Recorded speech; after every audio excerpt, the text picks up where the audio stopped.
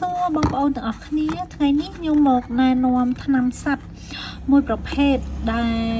ជាប្រភេទថ្នាំរាវឈ្មោះ Produxin ណាសម្រាប់ថ្នាំនេះដែរគឺយើងប្រើជាមួយនឹងមាន់នៅពេលដែលមាន់ឈឺ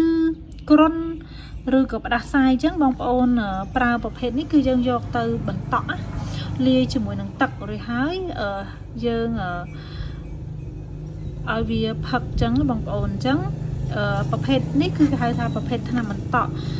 អានេះគឺយើងប្រើជាមួយនឹងទឹកគឺយើងប្រើតែ1 ml ទេបងប្អូនលាយជាមួយនឹងទឹករហូតដល់ទៅបាន10លីត្រយើងប្រើ3ទៅ5ថ្ងៃជាប់គ្នាហើយចំណុះវា20 ml អញ្ចឹងវាច្រើនយកទៅប្រើច្រើនមែនតើអានេះអញ្ចឹងសម្រាប់អ្នកដែលមានមាន់ឈឺចង់ប្រើជាប្រភេទបន្តក់នេះបងប្អូនអាចទំនាក់ទំនងមកបានចាអរគុណ